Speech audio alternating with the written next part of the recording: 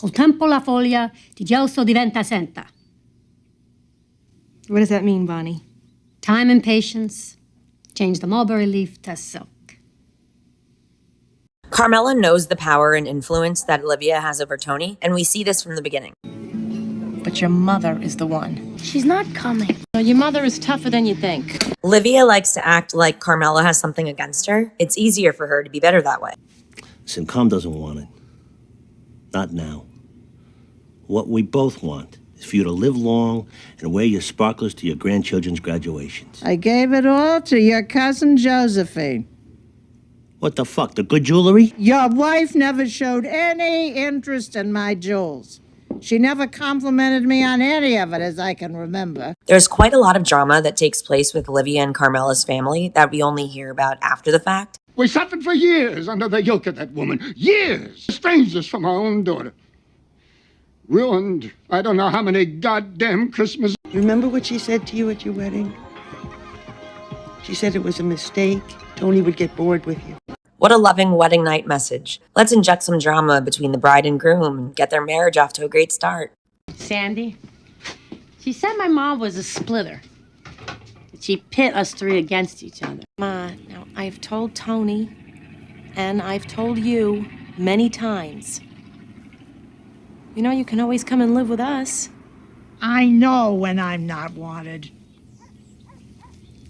I just invited you to come and share my home. You want me to beg, that's different. Just like how Carmela knew Tony very well, so did Livia. And Livia knew how to push Tony's buttons because of it. But another person Carmela knew very well was Livia. So she was able to see through Livia's manipulation tactics and wasn't afraid to call Livia out on it. With that mommy dearest around? Never again, I swore it. Which is exactly what she wanted. Sorry, go back to bed. No. It's all big nothing. What is?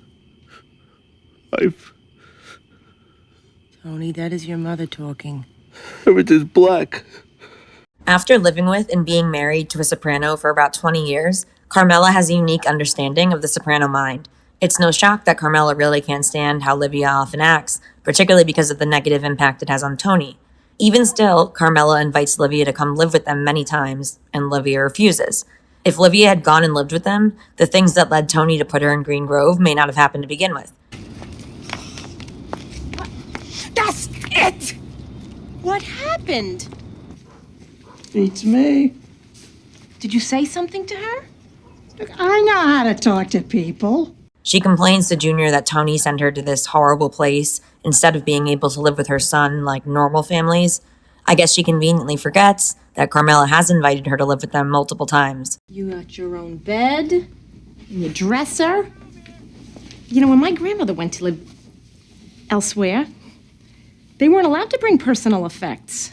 Carmela talks like they sent her mother to an asylum. I'm sure that's very comforting for Livia. She does this again at the end of the season when she says it. You gotta admit it, Ma. It's a nice nursing unit where they let you be signed out for family occasions. I don't have to admit anything. Come on, get dressed. I'm taking you to brunch. What? You heard me. Get dressed. What's wrong? Tell me. Nothing is wrong, Ma. Why does something have to be wrong? Is it Meadow? She eats like a bird. Is it Meadow? She eats like a bird. Did he cheat on you again? Here we have more classic Livia behavior, bringing up really bad things to spread the anxiety around and stir the pot. It's a nice day. I thought I would take you out. Did he cheat on you again? But you come here unannounced and I shouldn't assume something is wrong? For what it's worth, I can imagine that back in the day, there were times when people showed up unannounced at their house looking for either her or Johnny Boy with bad news. Maybe someone was arrested or killed, maybe someone flipped, and so on and so forth. You know, I try to do something nice. I come here to take you out. Right away you think I have some other agenda that I have to talk to you about? I can resist the urge to gossip. In Livia's defense here, there was something going on. Tony was worried about indictments, so he took guns, jewelry, and cash and other valuables from the Soprano home and stored them in Livia's room at Green Grove. But Carmela needed to distract Livia and get her out of her room so Tony could do it without her noticing. What's that? It's a ricotta pie. I saved it from the open house. Are you wearing makeup? I can't eat that. It's got cholesterol. I made it with the low-fat cheese. Fine, you can eat it when Junior visits. And I don't care if you think it's disrespectful, but I want you to cut the drama. It's killing Tony. Well, she's right. It almost did. This poor mother, nobody loves me, victim crap. It is textbook manipulation. And I hate seeing Tony so upset over it. Look, I didn't come by to argue. I came by to check on you and to bring you the regard. If you don't want it, you can give it to Junior, because I know he stops by a lot. I think this Junior scene made Livia even more paranoid because she thinks that Carmela is hinting to her that she's doing something wrong by seeing Junior or spending time with him. Because that's just the kind of passive-aggressive comment that Livia would make to someone in that instance. Like, oh, by the way, I know this is what's going on. But Carmela is just trying to get Livia to calm down and chill out because she sees how much it gets to Tony. But this only seems to escalate things for Livia as we go down this path where she eventually manipulates her brother-in-law to try to have Tony, her son, killed. All I'm saying is that we are happy that you and Junior get along so well. Carm, what did I hear about Tony's mom? Kiara was talking about him in school. Yeah, it looks like Alzheimer's. Oh, boy. Yeah. After the assassination attempt, Tony doesn't hide anything from Carmela about who he thinks is behind the shooting, but like he tells Carmela, she has to play the concerned daughter-in-law and not call Livia out here. And I can imagine it's tempting when Artie starts talking to her about poor Livia and her medical problems. Quite a character. Oh, Artie, you will see soon enough. I'll help you sleep.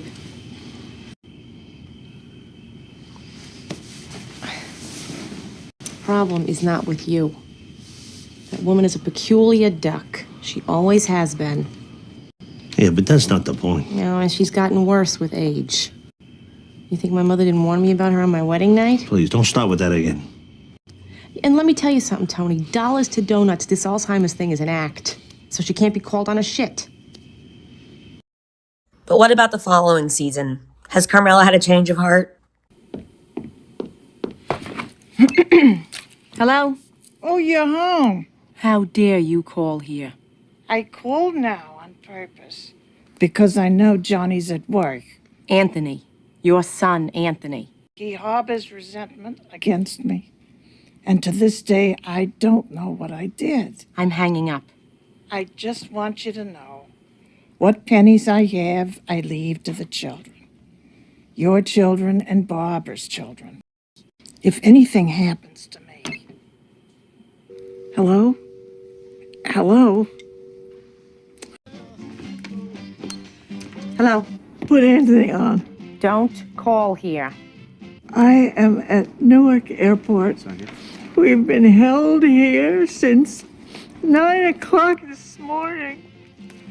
She didn't want a funeral. She didn't want a remembrance of any kind. Why? She didn't think anybody would come.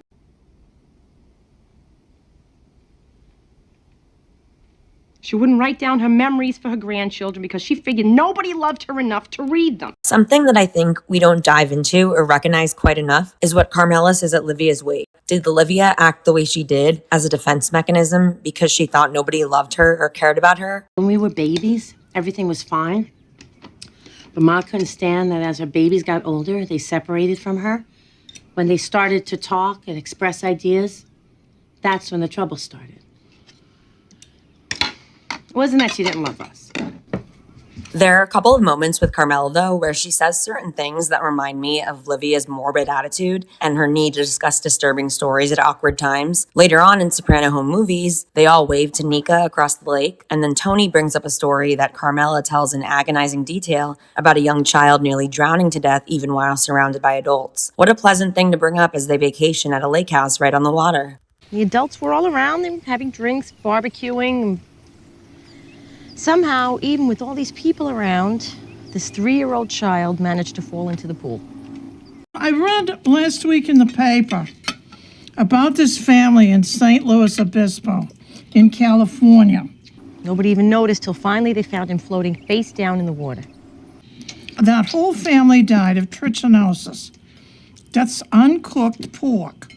Poor kid's in one of those padded wheelchairs now. You know, my shrink told me that I stood by Junior through all his jealousy and shit. Trying to prove I'm a good guy. Not my mother couldn't hate a good boy like that. When Tony starts talking to AJ's therapist about his unhappy childhood and how he could never please his mother, it takes me right back to their conversation when Tony tells Carm that he forgave Junior because he was trying to prove to his mother that he was a good boy and that his mother couldn't hate a good boy like that. Perhaps Carmela had thought that he'd finally come to an understanding and some closure and begun to let that go. But nope, here we are again. Very difficult woman. Undermining. I tried to place her in a retirement community for her own good. She turned on me, completely. It's almost like Carmela can't escape this shadow of Livia either. You see, I never could please my mother.